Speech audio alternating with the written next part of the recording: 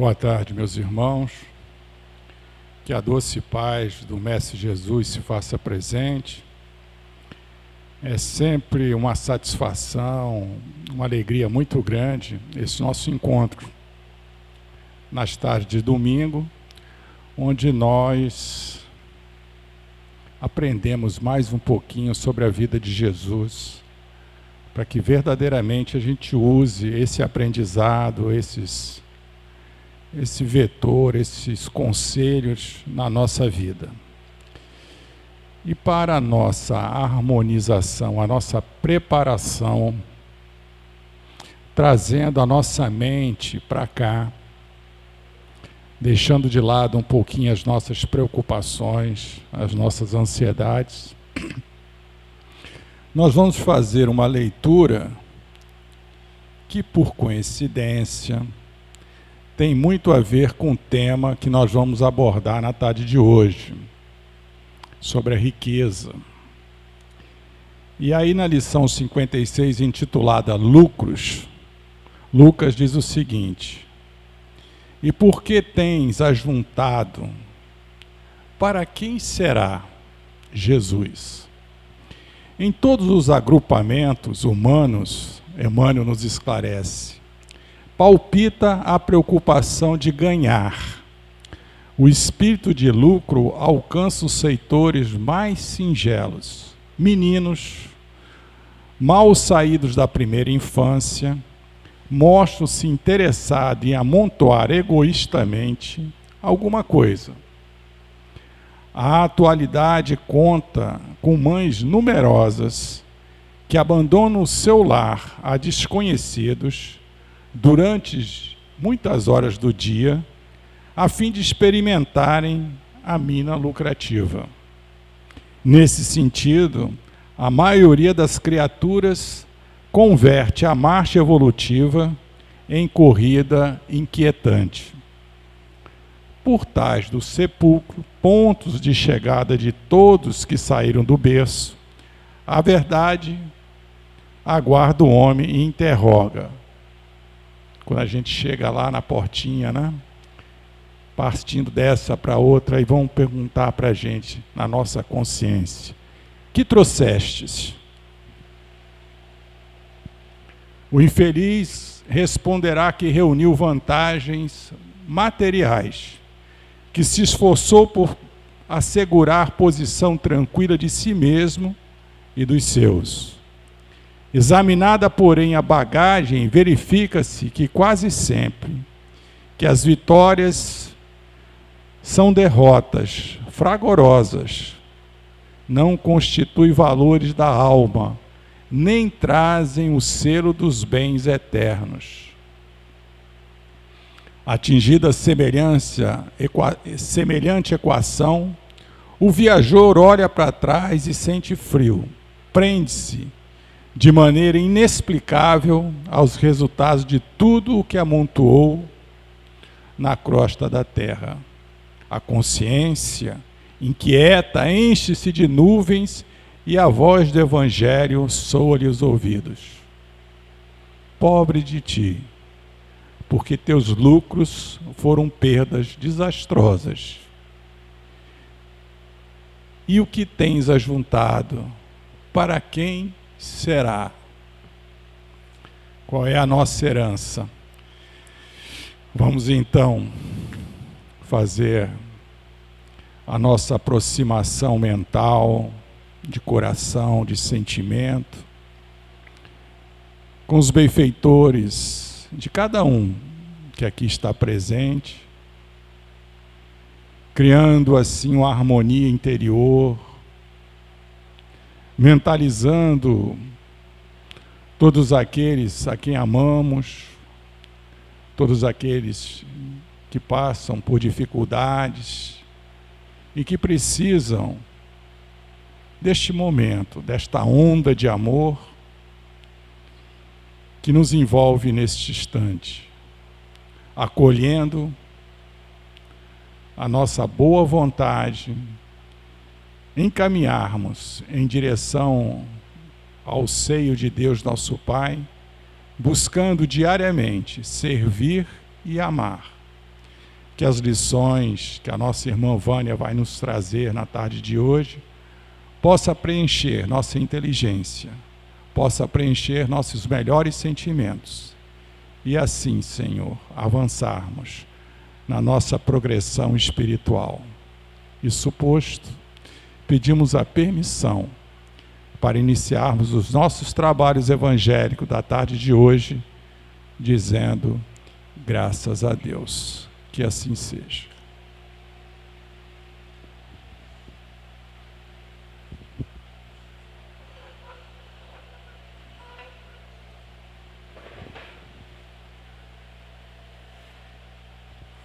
Boa tarde, queridos irmãos.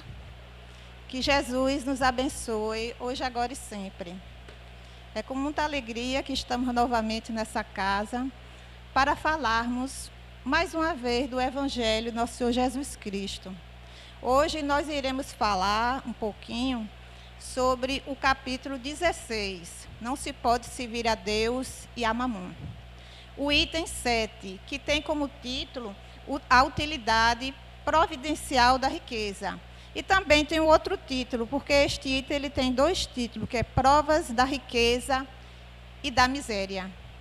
Então, é um assunto importante que vai dizer respeito àquelas pessoas que têm a felicidade ou a prova, né, que é uma prova, de ter uma riqueza muito grande, os grandes magnatas, né, que nós conhecemos que existem no mundo, e todas as possibilidades que se tem diante de uma riqueza dessa, de fazer o bem ou não.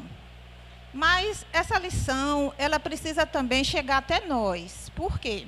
Porque o Evangelho de Jesus é para todos. Essa lição, especificamente se tratando de riqueza, mas que todos nós precisamos saber lidar com o dinheiro, não é? Todos nós temos uma certa quantidade, não tão grande quanto esses grandes empresários que existem, mas todos nós temos, nem que seja um salário, não é? Uma pequena ou aposentadoria, não é? Temos que saber como lidar e como se relacionar com o dinheiro. Então, a gente vai ver na obra O Livro da Esperança, de Emmanuel, através da mediunidade de Chico Xavier, o benfeitor ele nos traz vários capítulos onde ele aborda sobre a questão do dinheiro em si, independente se seja muito dinheiro ou pouco dinheiro, mas que é preciso que a gente saiba como a gente se relacionar com essa energia, podemos dizer, que está nas nossas mãos, no nosso poder.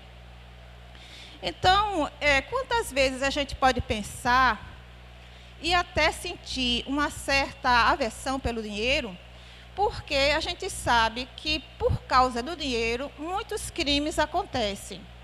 Às vezes acontece um assalto, só para roubar, por exemplo, um celular, e que depois é vendido por uma insignificância, R$100 ou R$50, e aquela pessoa que ali perdeu o seu bem, ou sai às vezes machucada, ou até chega ao óbito, não é isso? Existem muitos assassinatos, né, que se roubam a bolsa, acaba matando a pessoa, vai abrir a bolsa, R$50. Então, esse é o preço, foi o preço da morte daquela pessoa. E a gente às vezes fica assim, com aquele sentimento de aversão ao dinheiro, porque o dinheiro ele vai provocar tantos males. E Emmanuel, nesses capítulos, ele vai nos conduzindo para que a gente mude essa opinião sobre o dinheiro. Então, vamos ver assim, um pequeno resumo do que ele vai nos falar nesses capítulos. Então, ele diz o seguinte, que muitas vezes criticamos o dinheiro, malzinando-lhe a existência. No entanto, é lícito observá-lo através da justiça. Então, a gente tem que entender a respeito do dinheiro, que às vezes a gente deseja que o dinheiro não exista, já que o dinheiro faz tanto mal às pessoas, faz tanto mal, acontece tantos crimes por causa do dinheiro, mas que é preciso que a gente analise o dinheiro sob o ponto de vista da justiça. Então, ele diz assim, que o dinheiro em si e por si é a moeda seca ou papel insensível. Se você pegar no dinheiro em cédula, é um papel, não é? A moeda é um metal. Então, ele em si, e por si, ele é apenas um papel. Ele, por si, não decide nada. Aí ele vai. Todas as possibilidades da natureza são forças neutras.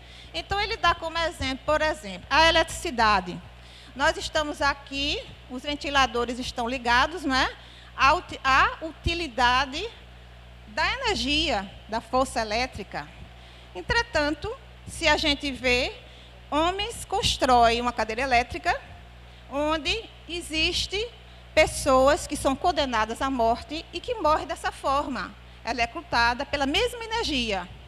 A mesma energia que está aqui nos refrescando, que está aqui acendendo a luz para que a gente possa estar aqui, ela está lá naquela cadeira onde países, né, que legalmente adotam a pena de morte usam a energia elétrica para condenar as pessoas de uma morte tão cruel que é essa.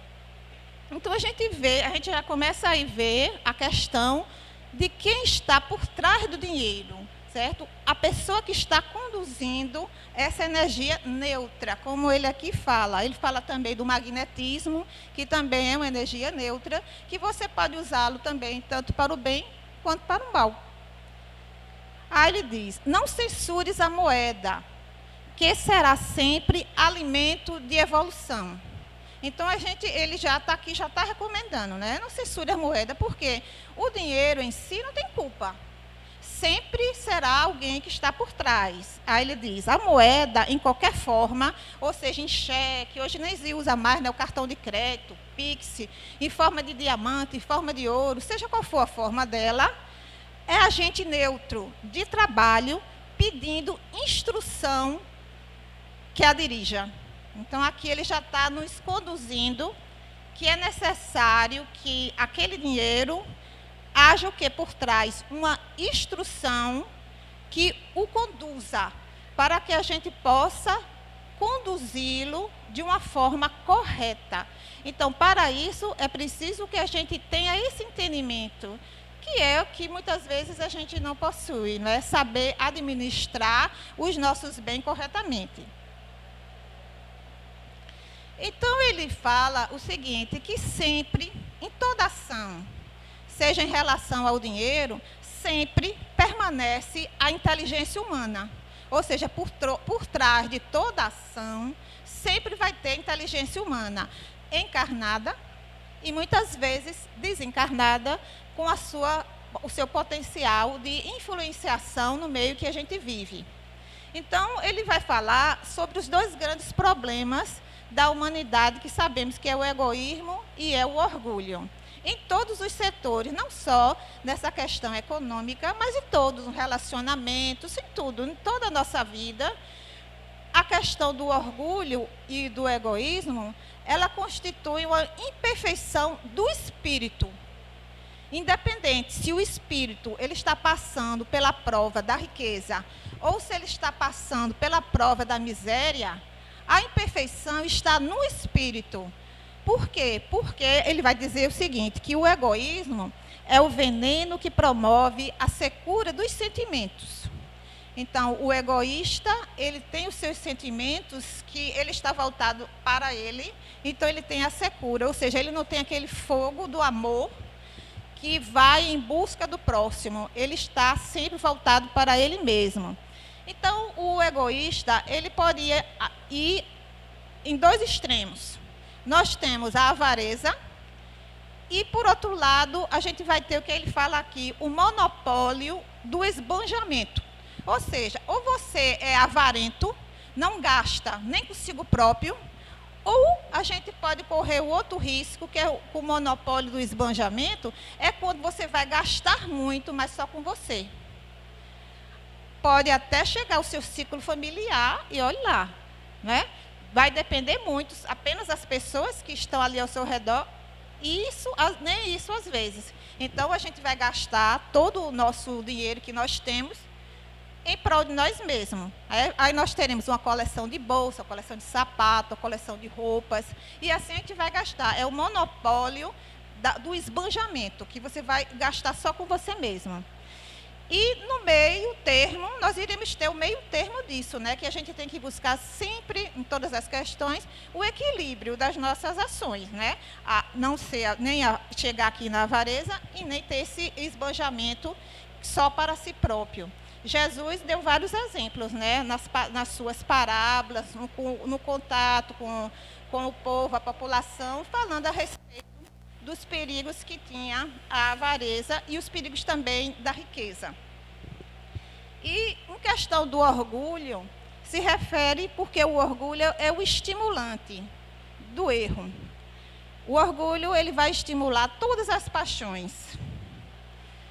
E o sentimento é que você sempre é superior aos outros. Se você é superior, tudo aquilo tem que ser para si. E do orgulho parte a ambição. A ambição, ele diz que ela é inimiga, ou inimigo do progresso. Por quê? Porque se você é ambicioso, você vai querer guardar tudo para você. Cada vez mais. Você vai juntar o que é ambição. Você não estará nunca conformado com o que você tem. Digamos que a gente tem aqui a nossa aposentadoria, mas a gente sempre quer mais. Por quê? Porque você sempre vai ter necessidades, você vai criar necessidades, sempre mais necessidades, que, na verdade, elas não são reais. Emmanuel, ele fala sobre a questão das necessidades reais, para que a gente entenda o que seja necessidades reais e necessidades supérfluas, né? Aquelas que realmente não faz sentido, que nós realmente não precisamos daquilo. Mas quando você entra nessa questão aí da ambição, a gente não vai se tornar até incontrolável. E muitas vezes é necessário até um tratamento, porque às vezes você tem compulsão de compras e é preciso, às vezes, ser acompanhado por um psicólogo, até mesmo um psiquiatra, para poder se curar de certas, digamos assim, manias, né? Ou compulsões, né? Como diz, de você estar sempre com essa questão dessa ansiedade inconstante que só se acalma quando você compra as coisas, né? Então, ele fala também a respeito da escravização da moeda, a criminalidade e a loucura, porque chega ao casos de loucura realmente. Se vocês quiserem saber a respeito dessa questão da loucura, temos a obra No Mundo Maior, de André Luiz. Aí vocês podem ler o capítulo 18, que fala sobre o encontro de André Luiz com seu avô. E é muito interessante, porque o avô, desencarnado já há muito tempo, se encontrava em uma região com outras pessoas que eles não estavam nem sabendo que estavam desencarnados, e eles estavam sempre ali falando sobre o dinheiro, a fortuna deles, o medo de ser roubado, e eles estavam sempre segurando algo como se fosse tesouro. Mas, na verdade, aquilo que ele estava segurando era lama. Lama no mundo espiritual. Então, essa história é muito interessante para a gente saber que a mentalização nossa, a fixação nossa pelas coisas materiais, pelo tesouro, pelas posses, o espírito ele pode desencarnar e ficar sua mente fixada dessas mesmas ideias. E ali ele estava preso, junto com outros que estavam naquela mesma sintonia vibracional e estavam dementados, né? Ou seja, com problemas mentais, devido a essa questão da usúria excessiva, né? Que é a avareza, e eles não conseguiam se sair daquela situação. E aí eles encaminham, tem todo o encaminhamento do caso, até a reencarnação desse avô, que ele vai ter uma vida bem assim, mais simples, porque a origem daquela fortuna que ele havia conquistado, existia desonestidade. Então, como existia desonestidade ali, ele vai reencarnar numa vida simples, ele ia ser, se eu não me engano, pedreiro, e onde ele ia ganhar o pão dele todo dia com aquele serviço honesto. Então, esse é o fechamento dessa história. Mas, se os irmãos assim desejarem, é muito interessante ler bem direitinho essa história, com todos os detalhes. E a gente vê aqui que essa questão do orgulho e do egoísmo vai estar presente nas duas provas, tanto da riqueza quanto da miséria, porque o pobre, ele pode ser avarento, como ele pode ser orgulhoso. O rico também pode ser avarento, pode ser ambicioso, pode ser orgulhoso. Então, assim como o contrário, o rico ele pode ser bastante benevolente, certo? Ele pode ser bastante altruísta e realizar muitas coisas. Então, são duas provas que essas questões relacionadas à imperfeição da alma, nos dois casos, pode acontecer. E vamos lembrar do exemplo que Jesus nos dá, do óbolo da viúva, né? Que ele dá esse exemplo da viúva que só tinha uma moedinha e ela doa. A única moedinha que ela tem, ficando totalmente entregue à providência divina.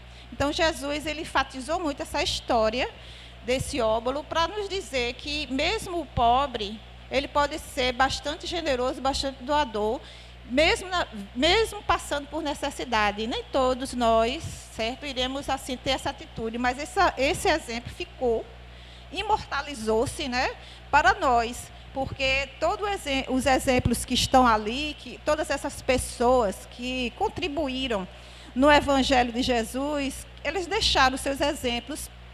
E todos esses exemplos, eles são imortais, porque isso vai servir por muito tempo ainda, esse exemplo, como todos os outros, né? Então, a gente vai ver aqui a questão das provas, né? Vamos ver.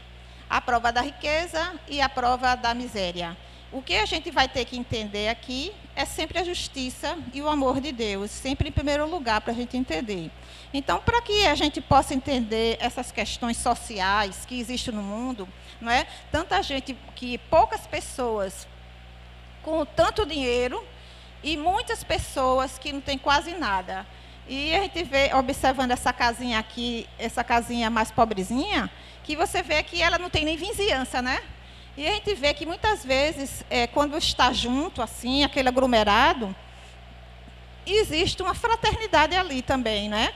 Porque, às vezes, existe uma doação um com o outro, né, ali, né? Porque, às vezes, ganha uma cesta básica e até divide com os outros vizinhos que também não tem nada. Então, a questão toda vai estar no espírito.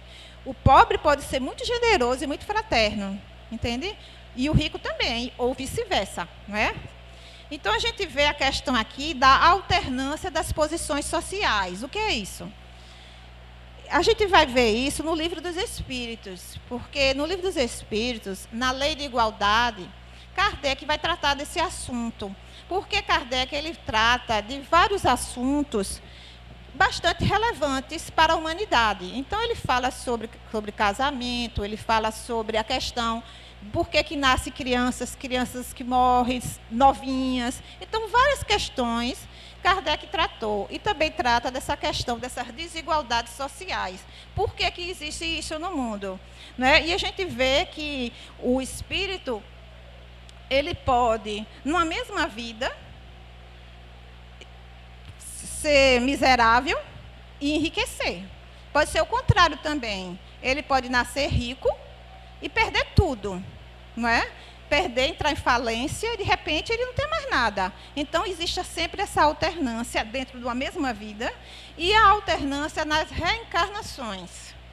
Que toda essa questão aqui, a gente só pode entender pela luz do Espiritismo, porque fala da reencarnação, das vidas sucessivas. Então, com a reencarnação, o espírito ele vai passar por provas e expiações. Por quê? Porque a Terra ela é caracterizada por habitar espíritos imperfeitos. Então, são espíritos que estão passando em diversas provas. E se lidar com o dinheiro, com a fortuna, é uma prova que todos nós iremos enfrentar ou cedo ou tarde. Conta aqui no livro Céu e Inferno, Kardec reuniu várias mensagens e reuniu a mensagem dos espíritos felizes, que deram depoimentos felizes. Aí tem a história da Condessa Paula. Não sei se os irmãos já ouviram ou leram, mas se tiver a oportunidade de ler, se encontra no Céu e Inferno, espíritos felizes. Aí tem lá, Condessa Paula. A Condessa Paula, ela foi uma dessas pessoas que muito fez o bem, como o título está dizendo, era uma condessa. Provavelmente na Alemanha, porque a sua psicografia foi dada em alemão. Então, a gente supõe que ela possa ter pertencido à nobreza alemã. E ela era uma mulher muito rica e teve a possibilidade de fazer muito bem. Então, quando ela desencarna, com 36 anos, é aquelas pessoas que dizem, porque lamenta-se, né? Porque morreu uma pessoa tão boa. E ela foi invocada numa reunião mediúnica por um parente dela, que havia se tornado espírita, e ela veio dar a sua mensagem e veio explicar como foi que ela conseguiu vencer a prova da riqueza. Então, ela disse que antes de vencer a prova da riqueza, ela passou por várias provas de miséria. Por quê? Para poder se sensibilizar o seu coração para a dor alheia. Então, a gente já começa a entender por que Deus, assim, determina que o espírito ele passe por provas tão diferentes. Na prova da miséria, ela trabalhou, ela se esforçou, ganhou pão com suor, e nisso ela teve preparo, muitas vidas assim, então ela se preparou, e ela diz, faltava a prova da riqueza. Então, foi quando ela reencarnou-se como condessa e conseguiu vencer a prova da riqueza, porque ela soube administrar o dinheiro da sua casa muito bem. Diz que ela administrou sem avareza, ou seja, ela não privou os seus de nada.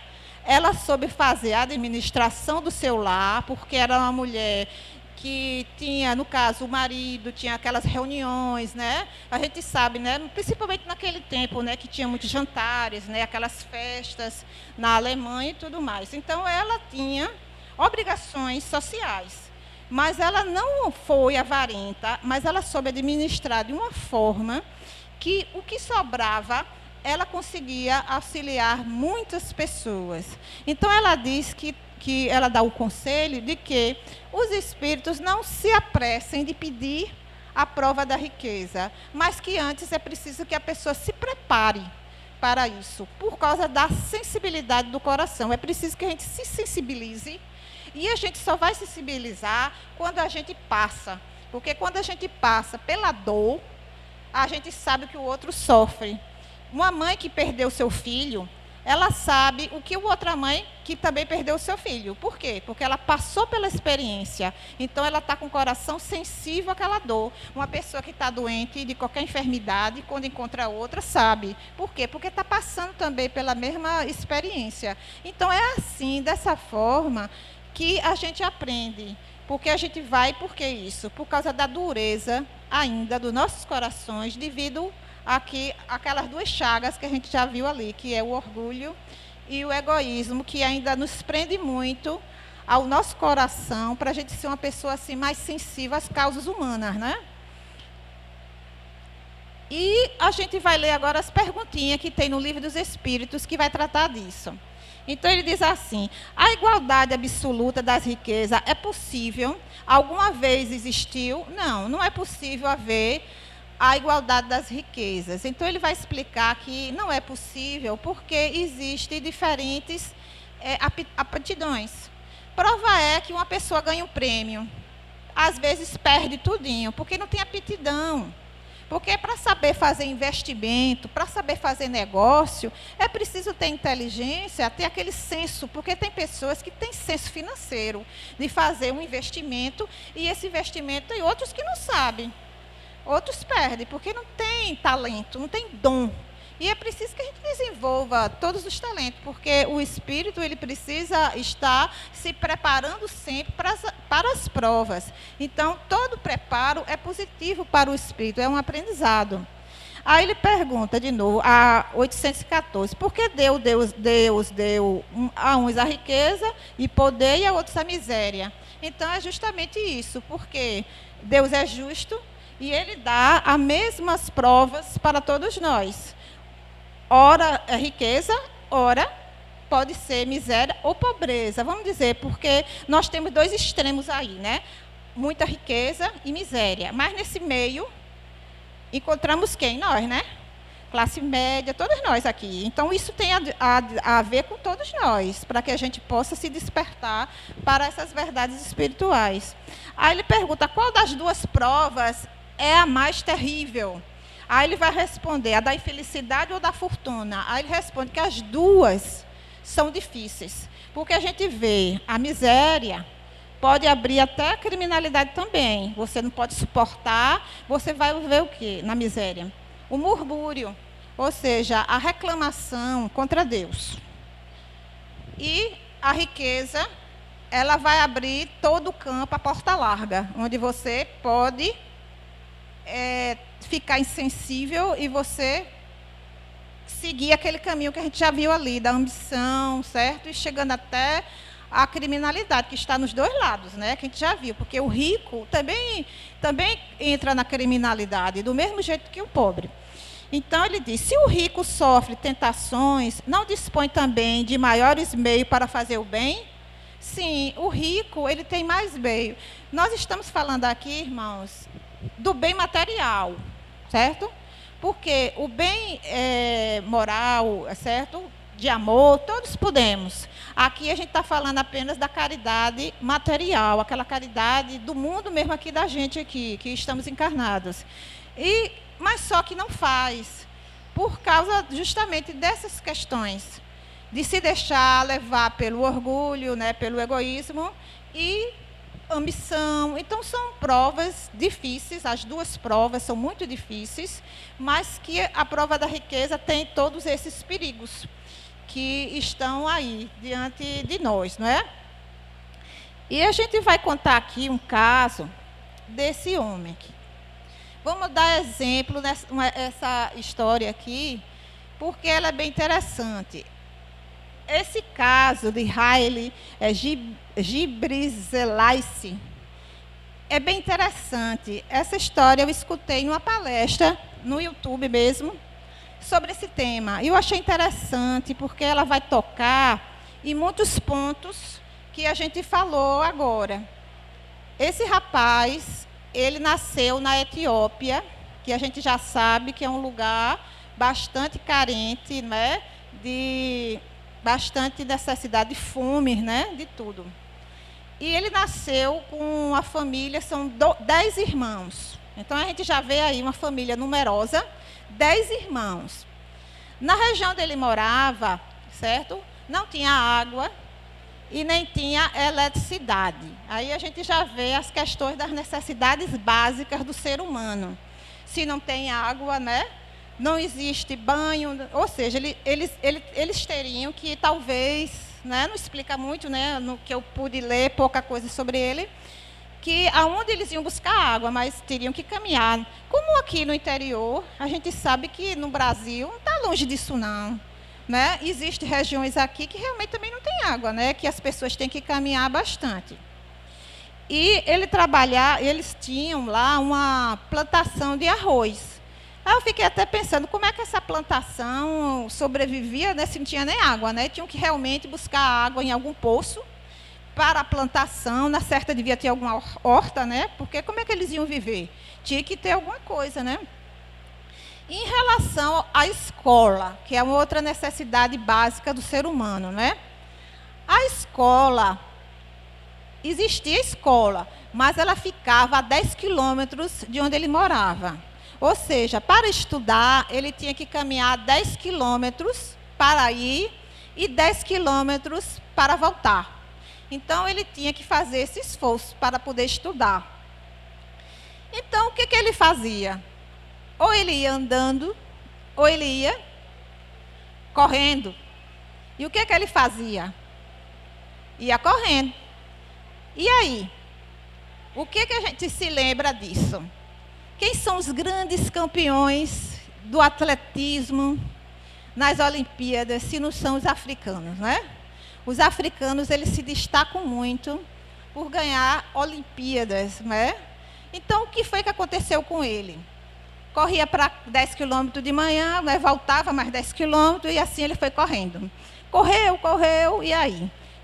Começou a participar de campeonatos de corrida. Na primeira corrida que ele ganhou apenas um calção e uma blusa. Já foi um ganho, né? Ganhou um calção e uma blusa. E assim ele foi correndo. Correu. Quando foi foi se destacando nas corridas, ganhando prêmios na Etiópia.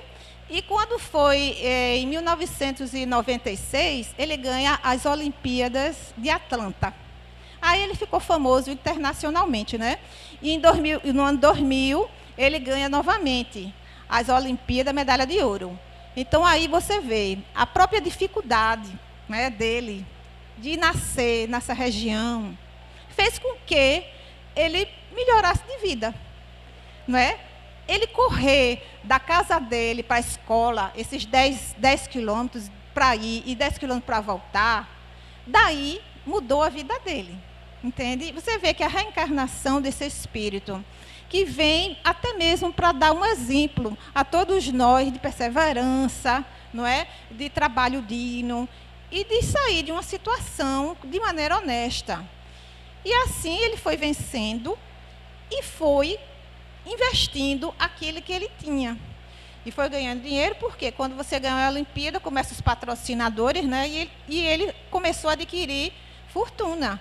Então, ele saiu da miséria, na infância, passou na miséria, e quando chegou na fase adulta, ele ficou rico.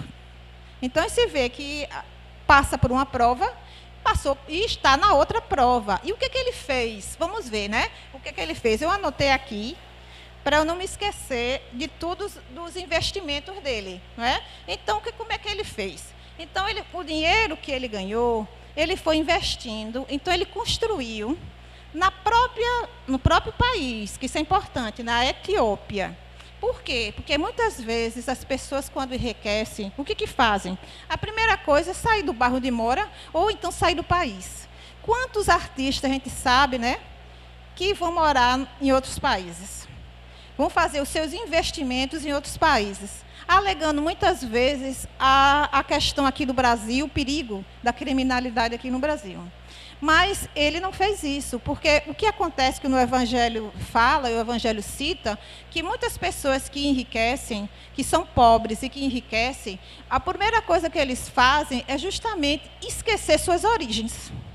É por isso que o orgulho e o egoísmo está no espírito. Não importa se ele está pobre ou se ele é rico. Sempre a imperfeição é do espírito. Então, quando o espírito, ele de repente ganha um prêmio, ou na loteria, ou Big Brother, qualquer coisa aí, o que ele faz? Ele esquece a origem dele e se comporta como sempre fosse rico.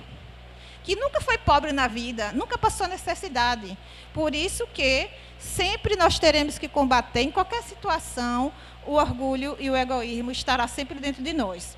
Então, o que ele fez? Vamos ver. Ele construiu 2 hotéis. Vamos ver aí, gente. Veja, são investimentos que dão dinheiro. Uma academia de ginástica, se ele era um atleta, né, ele construiu uma academia de ginástica. Um cinema, uma revendedora de automóveis, mais de uma dezena de empresas, veja, mais de uma dezena de empresas imobiliárias. E investiu também na agricultura. Vamos nos lembrar que ele estava lá na questão das terrinhas dele de arroz, né? Então, ele investiu na agricultura. Então, todos esses investimentos, muito bem administrados, faz o quê? Que a fortuna dele cada vez mais se nem sei dizer, que ela se fortaleça, não é? Aí, ele fez só isso? Não. Ele mantém 2 escolas, com 1.200 alunos, dando uma melhor educação que ele pode dar, com computadores, e é uma educação de alto nível. Então, você veja, vamos ver o sofrimento dele. A gente viu que ele, para estudar, para ter uma oportunidade de uma escola, ele corria 10 quilômetros para ir e para voltar. Então, o que ele faz, né? Ele não esqueceu isso, ficou guardado nele. Ele constrói essas 2 escolas e mantém com esse investimento. Além de fazer isso, ele se vê que ele está dando o quê? Oportunidade imensa de emprego. dignidade para essas pessoas que estão lá, no seu país. Hoje ele mora na capital da Etiópia, já está com 50 anos, né, já não corre mais, mas ele é um empresário. E aqui tem algumas palavras dele que é bem interessante. Ele diz o seguinte: às vezes as pessoas ficam zangadas comigo porque não lhes dou dinheiro. Então digo, se querem trabalhar, eu lhes darei trabalho. Mas um homem não pode evoluir com presente, apenas só com oportunidades. Ou seja, o que ele está dizendo aqui? Que ele não dá o peixe, ele ensina a pescar. Porque ele diz que um homem não pode evoluir só com presentes. Ele não está sendo contra que a gente ajude, às vezes com a cesta básica, uma pessoa que está necessitada. Não, ele não está sendo contra isso. Apenas ele está na oportunidade de abrir emprego. Então, ele vai dizer que se a pessoa quer trabalho, ele dá, porque ele tem como dar por causa desses investimentos aqui que eu li que ele tem. No cinema, né, emprega gente, os hotéis. Quantas pessoas nos hotéis estão empregadas, né? Aí o que ele vai dizer? Onde você encontra uma criança que queira aprender, mas não encontra uma boa escola, ou um homem que queira trabalhar e melhorar sua vida, mas não consegue encontrar um emprego para ajudar sua família, é aí que eu preciso ajudar. Entende a posição dele? Uma criança que quer aprender, não tem uma boa escola, aí ele ajuda. Uma pessoa que quer trabalhar, não consegue um trabalho para sustentar sua família, aí ele ajuda. Aí ele diz, o trabalho traz a autoconfiança. Então, você vê que ele soube realmente fazer a utilidade providencial da riqueza. Ele não esqueceu suas origens e soube beneficiar os seus próprios conterrâneos da Etiópia. Então, Emmanuel diz o seguinte, não, Emmanuel não, isso aqui é do Evangelho dos Humildes, de Eliseu Rigonati. Ele diz o seguinte, a riqueza é obreira dos progressos, material, intelectual e espiritual. Veja, a riqueza ela é obreira. O que é o progresso material? Por fornecer trabalho ao povo, por melhorar as condições físicas da terra, por criar bem-estar e conforto para todos. Aqui ele está se referindo à questão do progresso material, das necessidades básicas do ser humano. Porque quando você investe nas condições físicas da terra, o que significa?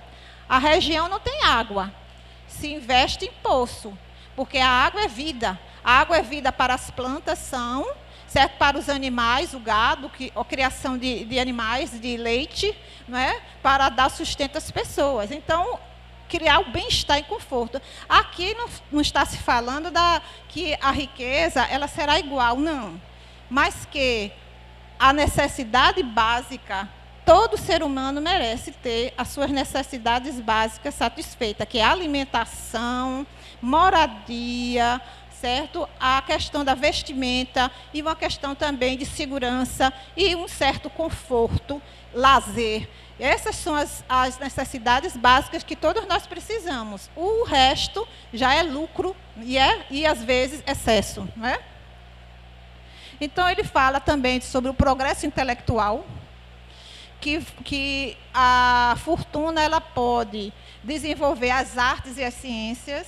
Nós vemos aí diversos investimentos desses grandes magnatas que estão investindo nas pesquisas, né, nas pesquisas científicas, em vacina, nas artes, que são chamados mecenas ou patrocinadores, né, que investem em cinema, em arte, em todas essas questões relacionadas à arte. E a ciência, a gente vê a questão dos satélites, o investimento da NASA, né? Até magnatas que investem para levar as pessoas para Marte, para viver em Marte. Então, existe tudo isso, que são pesquisas científicas que fazem parte do progresso.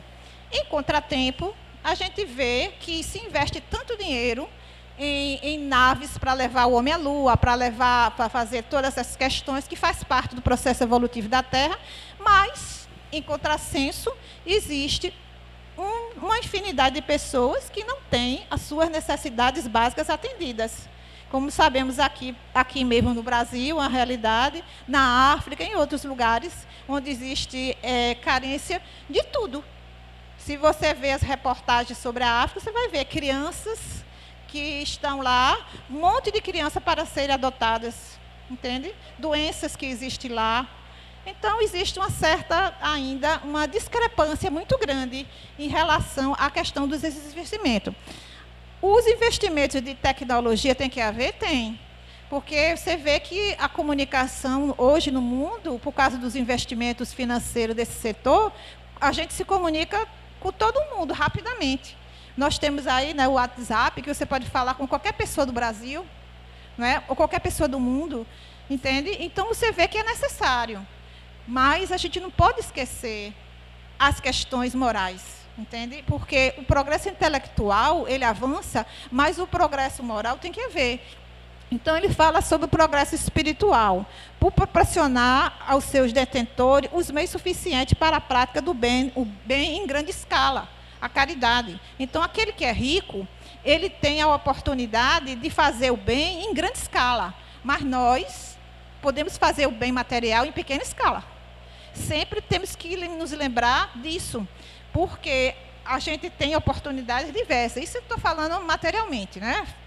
Materialmente falando. Então, você tem nas mãos poder o suficiente de ajudar muitas pessoas. A riqueza proporciona isso. E Emmanuel também, nessa mesma obra, sobre o livro da esperança, ele vai dizer que a riqueza, ela precisa ser nobremente administrada. Então, ela pode ser administrada muito bem. Você pode administrar, ele poderia administrar todos esses bens que a gente falou aqui, mas ele não esqueceu de fazer 2 escolas, né, para ajudar as crianças. Mas ele podia esquecer e ficar com o dinheiro tudo para ele. Está bem administrado? Está. Mas o que é administrar nobremente? Aí é outra história. É aí que está o nosso aprendizado. Porque o nosso pequeno dinheiro que nós possuímos, é com ele que nós temos que aprender a fazer essa administração nobre. Entende? Com o nosso pequeno dinheiro, porque a gente tem que passar isso tudinho para a gente, senão a gente não aprende nada, né? Aí ele fala o seguinte: a divina providência suscita amor ao coração do homem. Aí ele diz que a gente tem que fazer a metamorfose do dinheiro. O que é a metamorfose do dinheiro? Você pegar o dinheiro, transformar o dinheiro em pão e matar a fome de alguém. Então, a gente vai fazer diversas metamorfoses. A gente pode transformar o nosso dinheiro em roupa, a gente pode fazer a metamorfose do dinheiro em sapato, a gente pode fazer a metamorfose do dinheiro em enxoval para beber, a gente pode fazer essa metamorfose aí como a gente tiver disposição no nosso coração para realizar. Então, essa metamorfose cabe a cada um de nós até escolher, porque a gente vai sendo guiado pelaquilo que a gente sente no nosso coração. E, às vezes, a gente pode entrar por todas essas áreas, não importa, porque todas essas áreas são carentes, né? Que precisam de nós. O que ele vai dizer também? A eterna sabedoria inspira a educação ao cérebro do homem, e o homem ergue escola, transfigurando o dinheiro em clarão espiritual que varre as trevas. Então, você vê, a divina providência, amor. A eterna sabedoria, educação.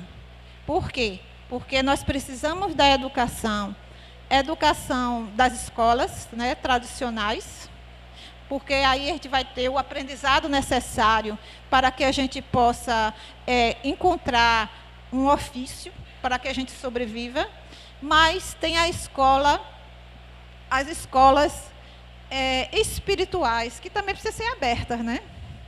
Aqui nós estamos numa escola espiritual. Uma escola, o centro espírita, todo centro espírita que é aberto, ele vai dar esse mesmo resultado do clarão espiritual que vai às trevas. Entende? Porque, assim, essa casa tem uma música que diz o seguinte, para já a gente ir concluindo, né? Que diz assim, é uma música de uma novela antiga, que eu acho que vocês vão se lembrar, que diz assim, dinheiro na mão é vendaval na vida de um sonhador. Então, o dinheiro na mão, ele vai ser esse vendaval se esse sonhador, ele estiver sonhando só com as coisas materiais. Mas existe outros tipos de sonhadores, que são aqueles sonhadores que já estão começando a se despertar para o bem, que sonham em construir algo melhor. Essa casa, ela foi o quê? Ela foi uma casa que houve um sonho de um grupo que esteve aqui um dia, né, que sonhou em construir um lar, que seria o lar de Maria, para abrigar as abrigadas aqui, e também um lugar onde se servisse de escola para os ensinamentos espirituais. Então, esse sonho, ele aqui foi realizado por esforço de muitas pessoas. Por exemplo, aqui não houve um grande magnata que, de repente, surgiu, não. Porque existem sonhos, certo? Que eles são feitos por pequenas doações. Temos aqui, por exemplo, a campanha do quilo.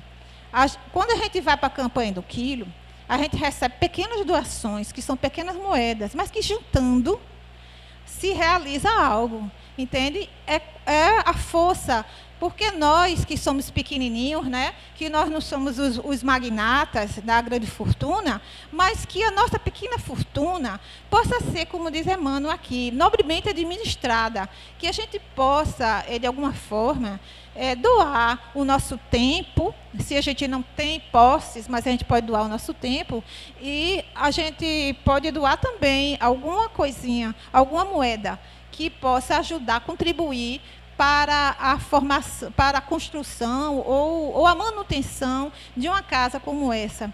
Por exemplo, a mansão do caminho de Divaldo também foi construída dessa forma, foi um sonho. E esse sonho não vai ser como um da música, não vai ser um vendaval, vai ser a brisa da caridade, não é? Divaldo, ele construiu aquela mansão do caminho, onde lá ele faz um trabalho muito grande com crianças, e aquilo ali também foi um sonho. Então foi um sonhador, e um grupo também que sonhou e construiu aquilo ali, aquela mansão do caminho, que é uma escola, hoje que ele é mantida pelas obras que ele psicografou, né? Que ele psicografa ainda. Porque existia uma equipe material e existia uma equipe espiritual por trás. Porque o mundo espiritual, ele está sempre junto das pessoas que querem fazer o bem. Então, um grupo que quer fazer o bem, a equipe espiritual também está junto a esse grupo, incentivando que se faça a prática do bem com todas as possibilidades que você tem. O dinheiro é uma força neutra que vai depender de nós para que a gente possa também contribuir com ele para a manutenção de casas, não só essa, mas diversas casas que existem por aí, o NAC, você tem casas que cuidam de criança, tem diversos abrigos, a Casa dos Humildes, temos muitos aqui, que o dinheiro, ele vai ser aquela diferença que pode ajudar a pagar uma luz, uma conta de energia, né? Então, para a gente terminar, a gente diz o seguinte, vou ler que isso aqui está no Evangelho, nesse mesmo capítulo, no item 10. Os bens da terra pertencem a Deus, que os distribui a seu grado, sendo o homem, senão usufrutuário, administrador, mais ou menos íntegro. Veja, mais ou menos íntegro. Porque nós somos isso mesmo, né? Nós somos assim, mais ou menos, mais para menos do que para mais. Mais ou menos. E inteligente destes bens. Ou seja, a gente não tem muita inteligência e nem tem integridade moral. O que ele está dizendo aqui? Somos mais ou menos, né? Eu já puxei aqui para o menos, né? Mas menos inteligente e menos íntegro. Mas, mesmo mais ou menos, como nós somos, podemos realizar muitas coisas. Aí ele diz, Deus que nos auxilia sempre, nos permite possuir, para que aprendamos também a auxiliar. É Deus que permite que a gente tenha as coisas. Do mesmo jeito que a gente tem, a gente deixa de ter. De repente, tudo pode acontecer. Prosperidade ausente da conduta reta não passa de apropriação indébita e é como roupa brilhante cobrindo chagas ocultas. Aqui ele está dando aqui o alerta para que a prosperidade que vem da questão da apropriação indébita, cedo ou tarde, ela está, como diz aqui, né? Uma roupa brilhante, mas tem chaga dentro. Ou seja, a imperfeição está dentro de nós. E a gente pode se cobrir de roupas bonitas, né? A gente pode ficar rico, ficar importante, né? Ficar dentro de um carro luxuosíssimo, mas se for por aquisições indébitas, cedo ou tarde, a gente vai ter que se responsabilizar pelo aquilo que a gente não tem, não é? Então, para terminar, finalmente, no livro Caminho, Verdade e Vida, de Emmanuel, ele diz o seguinte: toda criatura recebe do Supremo Senhor o dom de servir, como um ministério essencialmente divino. Cada qual ministrará os bens recebidos ao Pai na sua própria esfera de ação, sem a ideia egoística de ganhar para enriquecer na terra, mas para servir com proveito, para enriquecer em Deus. Então, a gente vê que a gente não deve ter a ideia egoística de enriquecer aqui na terra, mas que a gente deve procurar, em todas as nossas ações, a gente se tornar rico, mas rico de coração, certo? Rico de amor, né? Rico de todas as virtudes morais que a gente conseguir alcançar. Então, o que a gente vai terminando, irmãos, que a gente possa encontrar esse caminho de entendimento, que é muito importante, e que essas verdades espirituais, elas precisam ser mais divulgadas para que muitas pessoas elas possam ser esclarecidas dessas verdades espirituais e poderem mudar o seu comportamento e assim poderem desenvolver a sua evolução moral, que é justamente que tanto que a gente necessita. Que Jesus nos abençoe e nos ilumine hoje, agora e sempre. Que assim seja.